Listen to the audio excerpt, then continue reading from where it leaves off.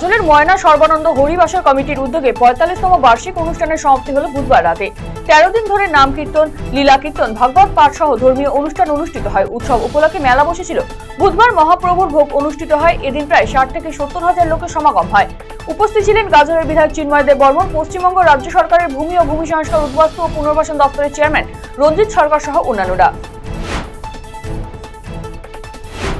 রায়গঞ্জ ব্লকের শতাব্দী প্রাচীন রুনিয়ার মা গঙ্গা মেলা শুরু হলো বুধবার। উত্তর দিনাজপুর জেলার শতাব্দী প্রাচীন মেলাগুলির মধ্যে অন্যতম হল মাঘী পূর্ণিমা উপলক্ষে রায়গঞ্জ ব্লকের জগদীশপুর গ্রাম পঞ্চায়েতের অন্তর্গত রুনিয়া গ্রামের গান্ধার নদী তীরবর্তী নাওঘাটা ব্রিজের পার্শ্ববর্তী স্থানে মা গঙ্গার বাৎসরিক পুজো উপলক্ষে দুদিন ব্যাপী মেলা।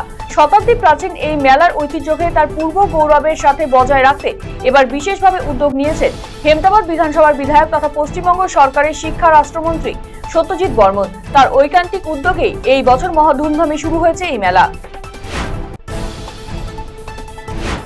মানসিক অবসাদের জেরে রেল লাইনে শুয়ে আত্মঘাতী হলেন এক প্রৌঢ়। বৃহস্পতিবার সকালে ঘটনাটি ঘটেছে রায়গঞ্জ থানার অন্তর্গত সোনানাঙ্গি এলাকায়। মৃত ব্যক্তির নাম শ্যামাপ্রসাদ দাস, বয়স ৬৩ বছর। বিষয়টি জানার পর পরিবারের লোকেরা তড়িঘড়ি ছুটে আসেন সেখানে।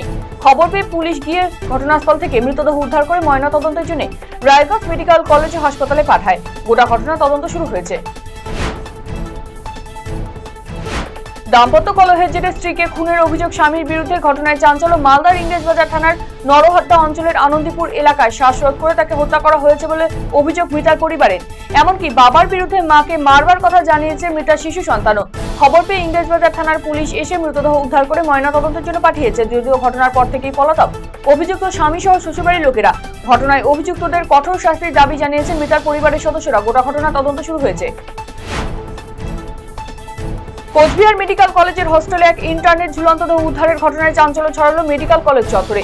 হোস্টেলের ৩০৪ নম্বর ঘরে এই দেহ উদ্ধার হয়। মৃতের নাম কিষান কুমার। তার বাড়ি বিহারে। বুধবার গভীর রাতে হোস্টেলের অন্য আবাসিকদের বিষয়টি নজরে আসে এবং তারপরেই হইচই পড়ে যায়। খবর দেওয়া হয় মেডিকেল কলেজের প্রিন্সিপালকে। পরবর্তীতে পুলিশ খবর দেওয়া হলে তারা এসে মৃতদেহ উদ্ধার করে নিয়ে যায়, কিন্তু কি কারণে এই আত্মহত্যার ঘটনা তা এখনো স্পষ্ট নয়। স্থানীয় বাসিন্দাদের দীর্ঘদিনের দাবি পূরণ। উত্তর দিনাজপুর জেলার হেমতাবাদ ব্লকের গিয়াশিল শ্মশানের সীমানা প্রাচীর নির্মাণ প্রকল্পের শিলান্যাস করা হলো বৃহস্পতিবার দুপুরে। যাকে ঘিরে একটি ছোট্ট অনুষ্ঠানের আয়োজন করা হয়।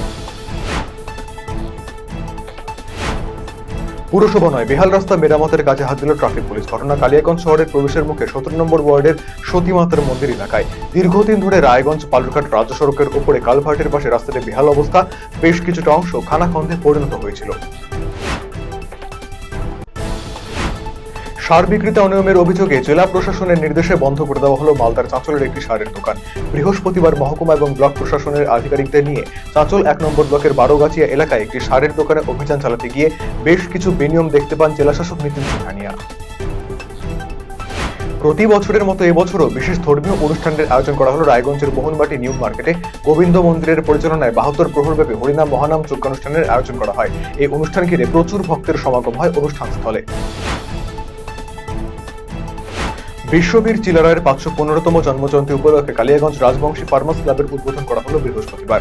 এদিন ধনকোয়েল পঞ্চানন মোড়ে রাজবংশী ভূমিপুত্র সুরক্ষা মঞ্চের ব্যবস্থাপনায় বীর চিলারায়ের ছবিতে পুষ্পার্ঘ অর্পণ এবং রায় সাহেব পঞ্চানন বর্মার আবক্ষ মূর্তিতে মাল্যদান করে শ্রদ্ধা জানিয়ে এই অনুষ্ঠানের সূচনা করা হয়। তৃণমূলের গোষ্ঠী কোন্দলের জেরে তুফানগঞ্জ পুরসভার চেয়ারপারসন কৃষ্ণা ঈশ্বরের বিরুদ্ধে অনাস্থা পাশ হলো। ১২ জন কাউন্সিলরের মধ্যে ১০ জনই চেয়ারপারসনের বিরুদ্ধে ভোট দিয়েছে। এদিকে এদিন এই অনাস্থার বিপক্ষে তুফানগঞ্জ শহরে মিছিল করে পুরসভার ভাইস চেয়ারম্যান প্রণসেন। এই ঘটনায় উত্তেজনা ছড়িয়ে পড়ে শহরে। রাজ্য সরকারের দুয়ারে সরকার প্রকল্পের আওতাভুক্ত উত্তর দিনাজপুর জেলা প্রশাসনের ব্যবস্থাপনায় ইসলামপুরে 3 দিনব্যাপী বিশেষভাবে সক্ষমদের সহায়ক সরঞ্জাম প্রদান শিবিরের সূচনা হলো বৃহস্পতিবার। এদিন ইসলামপুর ব্লক উর্দু একাডেমি আয়োজিত এই ক্যাম্পের সূচনা পর্বে উপস্থিত ছিলেন জেলাশাসক সুরেন্দ্র কুমার মিনা, মহকুমা শাসক প্রিয়া যাদব সহ অন্যান্যরা। বৃহস্পতিবার চাঁচল সুপার স্পেশালিটি হাসপাতালের পরিকাঠামো খতিয়ে দেখতে পরিদর্শনে এলেন মালদা জেলাশাসক নীতিন সিংহানিয়া। এদিন তার সঙ্গে পরিদর্শনে ছিলেন বিধায়ক আব্দুর রহিম বক্সী, মহকুমা শাসক সৌভিক মুখোপাধ্যায়, মহকুমা পুলিশ আধিকারিক সোমনাথ সাহা সহ অন্যান্য প্রশাসনিক কর্তা ব্যক্তিরা। এদিন তারা হাসপাতালের ট্রমা কেয়ার ইউনিট, মাতৃমা বিভাগ, জরুরি বিভাগ সহ বিভিন্ন বিভাগ পরিদর্শন করেন, বৈঠক করেন হাসপাতাল সুপারের সঙ্গে। পশ্চিমবঙ্গ পেনশনার্স ওয়েলফেয়ার সমন্বয় সমিতির তরফে অবস্থান বিক্ষোভ এবং ডেপুটেশন প্রদান কর্মসূচি অনুষ্ঠিত হল বৃহস্পতিবার। এদিন শিলিগুড়ি রিজিওনাল প্রভিডেন্ট ফান্ড অফিসে বেশ কিছু দাবি নিয়ে অবস্থানে বসে পশ্চিমবঙ্গ পেনশনার্স ওয়েলফেয়ার সমন্বয় সমিতি। বিক্ষোভের পর এদিন তাদের সমস্ত দাবিকে সামনে রেখে মিনিস্ট্রি অফ লেবার কমিশনারকে এক স্মারকলিপিও প্রদান করা হয়। কোচবিহার মেডিকেল কলেজের হোস্টেলে এক ইন্টার্ন পড়ুয়ার ঝুলন্ত মৃতদেহ উদ্ধারকে কেন্দ্র করে সকাল থেকেই ব্যাপক চাঞ্চল্য ছড়িয়ে পড়ে। তবে কি কারণে ওই ছাত্রের মৃত্যু হয়েছে তা নিয়ে দেখা দিয়েছে ধন্দ। যদিও পরিবারের লোকেরা মৃত পড়ুয়ার দেহ নিতে এসে দাবি করেছেন শারীরিক ও মানসিক নির্যাতনের কারণেই তাদের সন্তান মারা গিয়েছে। বিপুল পরিমাণ মাদক উদ্ধার মালদার কালিয়াচক থানার পুলিশের। প্রায় 3 কোটি টাকার মাদক সহ গ্রেফতার করলো 6 জন। গোপন সূত্রে পাওয়া খবরের ভিত্তিতে বৃহস্পতিবার ভোররাতে কালিয়াচকের মজমপুরের হারুচক এলাকার বাসিন্দা আব্দুল করিমের বাড়িতে অভিযান চালায় কালিয়াচক থানার পুলিশ। তার বাড়ি থেকে 2 কেজি 915 গ্রাম নিষিদ্ধ মাদক ব্রাউন সুগার উদ্ধার করা হয়।